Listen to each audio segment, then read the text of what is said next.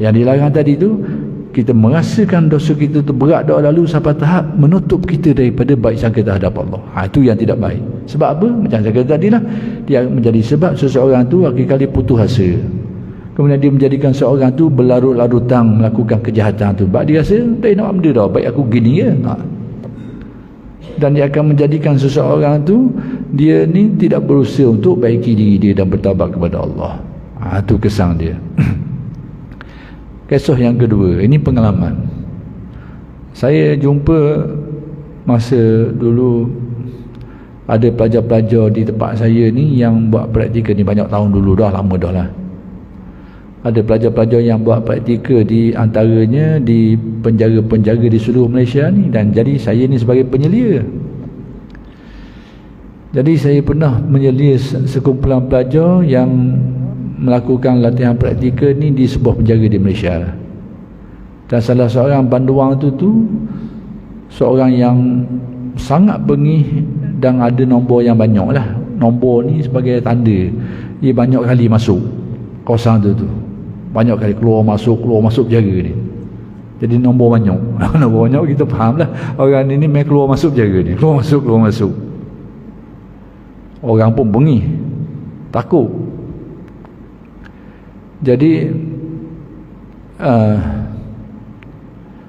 saya entah macam mana tergerak dalam hati saya diminta untuk berkuliah di depan sebagian panduan ni lah, tapi hak ni duduk depan depan kita. Jadi entah macam mana saya tergerak untuk menceritakan kisah yang pernah saya baca dalam kitab-kitab lama dululah, berkaitan dengan kisah Bani Israel juga, iaitu kisah yang berlaku zaman Nabi Musa juga,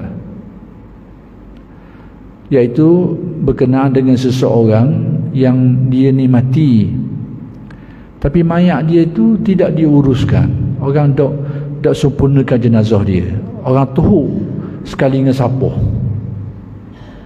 Orang tak sempurnakan jenazah dia, orang tuhuk gitu je, tuhuk sekali dengan sapuh. Tapi Nabi Musa ni diperintahkan Allah untuk pergi menyempurnakan jenazah orang ni. Tapi Nabi Musa tanyalah orang kampung situ tu, sebab apa jadi gini? Orang kampung kata apa? Memang itulah tempat awak paling sesuai untuk orang tu. Sebab apa? Jahat dah lalu. Orang ni memang dikenali sebagai terlalu jahat, sehingga orang kampung kata pun memang patutlah, memang itu tempat dia dah. Tong Sapoh tu memang tempat dia, tempat orang buang sapoh tu. Kenapa? Kerana menurut orang kampung ni memang jahat dah lalu. Lalu Nabi Musa tanya kepada Allah apa rahsia semua ni. Jadi Allah Ta'ala pun menceritakan bahawa pandangan orang ramai terhadap orang ni betul, tidak salah. Memang dia ni orang jahat, tetapi dengan takdir Allah, di penghujung hayat dia tu, penghujung usia dia tu, dia ada kesedaran sebelum dia mati. Sebelum dia mati dia ada kesedaran. Kesedaran apa? Dia mengakui kesalahan dia, dia mengadu kepada Allah. Dia kata bahawa memang aku ni jahat. Dia ngaku, dia sedar diri dia. Aku sedar aku ni jahat, aku kalah dengan nafsu aku. Aku tahu apa yang aku buat ni adalah laranganmu, tapi aku ni kalah dengan nafsu aku. Aku kalah dengan nafsu aku sendiri. Dan aku tahu memang benda tu kau larang, kau murka, tapi nafsu aku jahat lagi. Aku ngaku aku ni buat salah, dan memang aku ngaku aku langgar perintah tu, dan aku tahu benda tu laranganmu ya Allah, tapi aku buat juga nafsu aku. Aku ni nak kawal nafsu aku, keinginan nafsu buruk aku ni. Kemudian dia minta kepada Allah supaya berilah kampunan kepada aku ya Allah. Dia minta kampunan ni sebenarnya ini mukadimah kepada taubat. Ujung-ujung hayat dia tu sebelum dia mati tu, minta kampunan dengan Allah Ta'ala. Dan dia kata, kalau engkau terampun aku ya Allah, maka setan-setan yang berusaha nak menyesatkan manusia ni, dia akan tepuk tangan suka hati lah. Sebab apa? Kerana berjaya menyesatkan aku, memusnahkan aku. Tapi sekiranya kau beri kampunan kepada aku, ya ada setan-setan yang sudah sekian lama nak menyesatkan manusia ni akan kecewa lah. Sebab apa? Usaha lama ni tiba-tiba dengan rahmat Allah tak berjaya, tak sampai maksud dia tu. Malaikat pula lah akan bergembiranya. Itu pengaduan akhir dia tu, dan dia mati dalam keadaan tu. Maka Allah Ta'ala kata orang ini diterima, diampun segala dosanya, dan dia termasuk orang-orang pilihan, orang yang diberi kemuliaan oleh Allah. Sebab tu Nabi Musa diperintahkan untuk menguruskan jenazah. Jadi saya cerita kisah ni tanpa saya sedar, hak bengih tadi duduk depan saya tu, dia mengalir tubik air mata. Dia jadi gitu. Kita tak perasan. Kita bimbang, tengok dia takut, tengok kasar, badan kasar ni dia pegang lelah. Tapi dah selepas kita semua jelas tu, dia minta izin, minta masa nak cakap sikit. Situ kita tahu rahsia dia.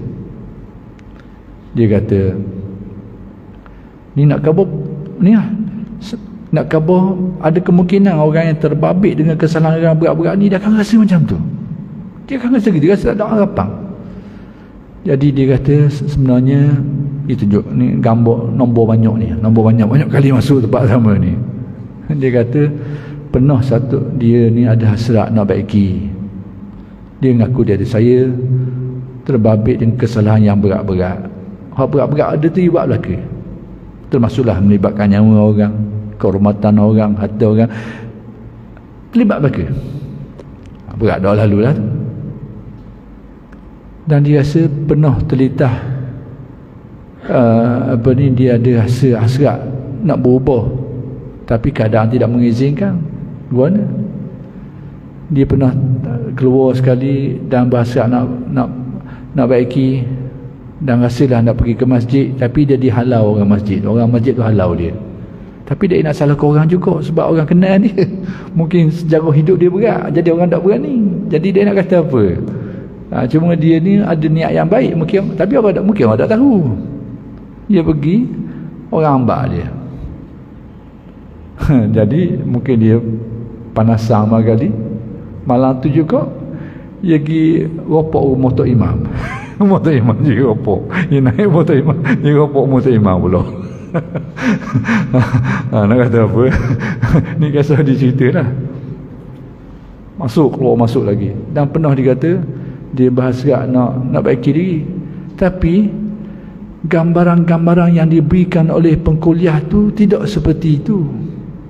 Pengkuliah-pengkuliah yang masuk ke dalam penjara ni, yang memberi kuliah-kuliah, memberi gambaran yang lain, gambaran-gambaran yang memutus asakan orang. Dia kata apa, mu ni jahat ni kan, dia gambar gitu. Jadi gambaran yang diberikan itu menjadikan orang dengar tu putus asa tu. Soalnya tak ada orang nak taubat, nak baiki ni atas kesalahan. Mu ni buat kerja ni berat, dosa ni berat ni, bunuh orang ni berat, orang ni dosa berat. Dia gambar tu je.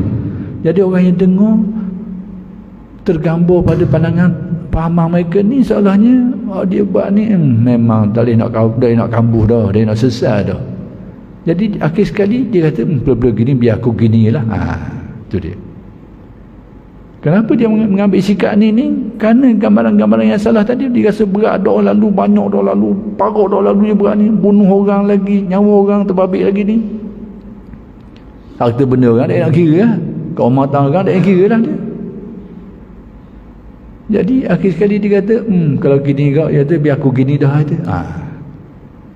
Jadi kalau tak terbabit dengan kiam berat-berat mungkin tak ada masalah. Tapi kalau terbabit, sebab tu Syekh Ibn Atta pergi pesan, jangan sampai merasakan dosa berat tu sampai menghalang dirimu daripada berbaik sangka terhadap Allah.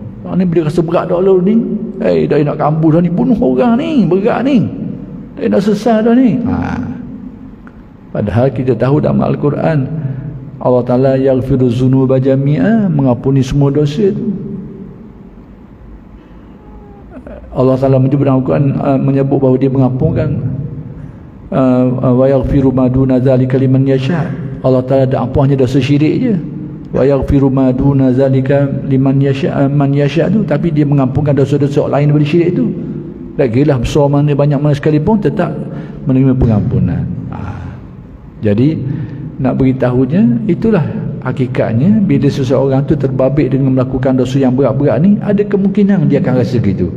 Dia akan rasa dia telah melakukan perkara yang berat dah lalu, sehingga akhir sekali dia menjadi putus asa dan hilang baik sangka terhadap Allah. Baik sangka bahawa Allah Ta'ala itu Maha Pengampun, Maha Penyayang, akan membuka ruang kepada manusia untuk bertaubat lagi, akan menerima taubatnya, akan mengampuni dosanya. Dah nampak dah. Kenapa? Kerana terlalu berat memandang dosa itu. Inilah yang dilarang oleh Syekh bin Atta. Tapi macam saya kata tadi, merasakan dosa itu berat, itu benda yang baik. Macam sahabat Nabi ni, bila mereka buat salah, mereka rasa macam mereka melakukan dosa seperti sebesar gunung. Padahal dosa yang dibuat itu bukanlah dosa berat, tapi mereka merasakan bahawa beratnya kesalahan yang mereka buat ni sepertilah dosa itu sebesar gunung ganang. Dan ini perasaan yang baik. Demikian juga kita tahu kisah Uwais Al-Qarni radhiyallahu anhu, orang yang Nabi sebut tentang dia ni, tapi tak pernah jumpa dengan Nabi, dan dia pesan kepada sahabat-sahabat supaya pergi cari orang ni kerana kelebihan dia tu. Nak beritahu apa ciri-ciri dia. Saya baca ciri-ciri. Apa ciri-ciri Uwais Al-Qarni ni? Antara ciri-ciri dia tu, dia rasa dia menanggung dosa membunuh semua manusia, padahal dia tak pernah buat kerja tu pun. Tapi nak khabar dia rasa dirinya berdosa. Dan bukan sekadar rasa berdosa, tapi dia rasa dosanya tu seumpama membunuh seluruh manusia. Jadi merasa besar dosa tu benda baik. Tetapi yang dilarang oleh Syekh bin Atta ni, iaitu orang yang merasa dosa itu terlalu besar sehingga menghalang dia daripada berbaik sangka terhadap Allah. Itu yang dilarang. Tapi merasa dosa besar, memang itu adalah merupakan satu yang baik, dan itu merupakan sunnah para salihin. Jadi hendaklah dibezakan dua keadaan. Jangan kita merasa dosa kita kecil, biar kita rasa dosa besar, tapi janganlah sampai ke tahap kita rasa dosa kita besar doa lalu, sampai tahap kita terhalang daripada berbaik sangka terhadap Allah.